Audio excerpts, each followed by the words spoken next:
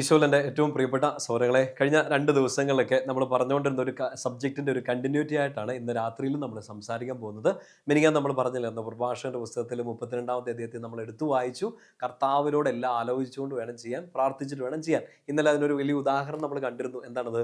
ദാവീദ് ഇങ്ങനെ കർത്താവിനോട് ആലോചന ചോദിച്ചു, കർത്താവ് അവനോട് സംസാരിച്ചു, അതനുസരിച്ചപ്പോൾ കർത്താവിൻ്റെ വാക്ക് കേട്ടപ്പോൾ അവനതൊരു വലിയ അനുഗ്രഹമായിട്ട് മാറി. ഇന്ന് നമ്മൾ പറയാൻ പോകുന്നത് ഇതുമായിട്ട് ബന്ധപ്പെട്ട ഒരു കാര്യമാണ്. നമുക്ക് പുതിയ നിയമം എടുക്കാം. പുതിയ നിയമത്തിൽ മർക്കോസിന്റെ സുവിശേഷം 3-ാമത്തെ അധ്യായം എടുക്കാം. 3-ാമത്തെ അധ്യായത്തിൽ ഒരു 2 വചനങ്ങൾ നിങ്ങളൊന്ന് വായിക്കണം, അടയാളപ്പെടുത്തിയിടണം, നോട്ട് ചെയ്ത് വെക്കണം. എന്നിട്ട് അതിൻ്റെ ഒരു കണക്ഷൻ പറഞ്ഞുതരാം.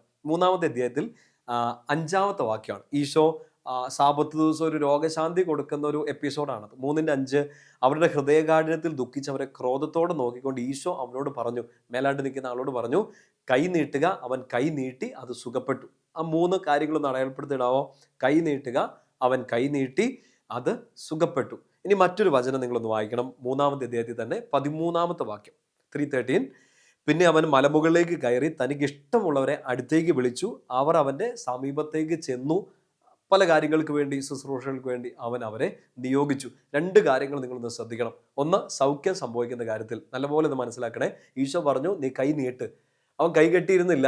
അവൻ അയ്യോ ഇപ്പൊ കൈ എങ്ങനെ നീട്ടുന്നേ എന്നൊന്നും ആലോചിച്ചുകൊണ്ടിരുന്നില്ല. കൈ നീട്ടാൻ കർത്താവ് പറഞ്ഞപ്പോൾ അവൻ കൈ നീട്ടി. മറ്റൊരു വാക്ക് പറഞ്ഞാൽ ഹി ഒബെയ്ഡ്, അവൻ അനുസരിച്ചു. അനുസരിച്ചപ്പോൾ എന്ത് സംഭവിച്ചു? അവൻ്റെ കൈ സൗഖ്യപ്പെട്ടു. എൻ്റെ പ്രിയപ്പെട്ട സഹോദരങ്ങളെ, അനുഗ്രഹിക്കപ്പെടണമെങ്കിലുള്ള ഒന്നാമത്തെ കാര്യം ഇതാണ്. കർത്താവ് പറയുമ്പോൾ ഒരു സംശയം കൂടാതെ അനുസരിക്കുക. വചനം, കർത്താവിൻ്റെ വാക്ക് അനുസരിക്കുക, സൗഖ്യപ്പെടും. കൈ നീട്ടാൻ പറഞ്ഞു, കൈ നീട്ടി, സൗഖ്യപ്പെട്ടു.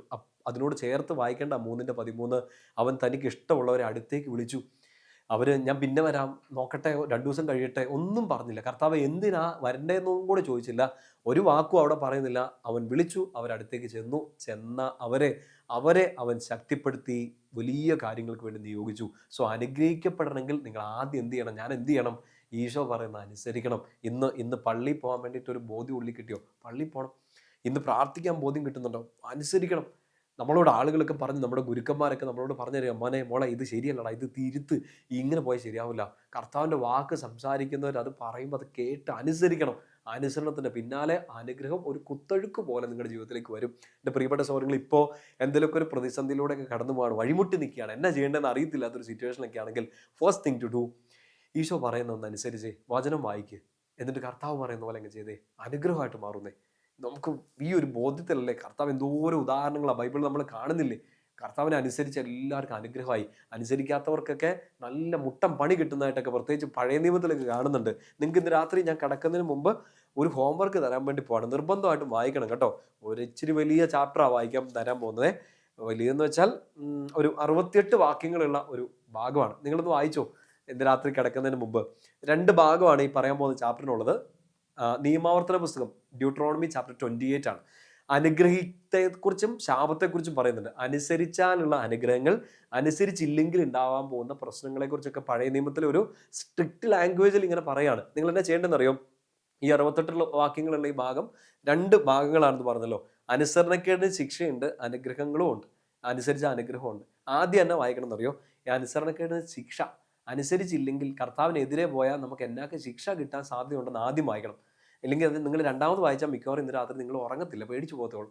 അതുകൊണ്ട്, കാരണം നമ്മൾ അതിനകത്ത് മിക്കതും നമ്മൾ തെറ്റിച്ചിട്ടുണ്ടാവുകയും അത് പിന്നെ നമുക്ക് ഭയങ്കര അസ്വസ്ഥതയാവും. നിങ്ങൾ ആദ്യം ഇത് വായിക്കുക, അനുസരണക്കേട് ശിക്ഷ വായിക്കുക, അതിനുശേഷം അനുഗ്രഹം വായിക്കുക. ഒരു വചനഭാഗം ഞാൻ ഒന്ന് വായിച്ച് തുടങ്ങിത്തരാം. 28-ാമത്തെ അധ്യായത്തിൽ നിയമാവർത്തനം അതിൻ്റെ 1-2 വാക്യങ്ങൾ.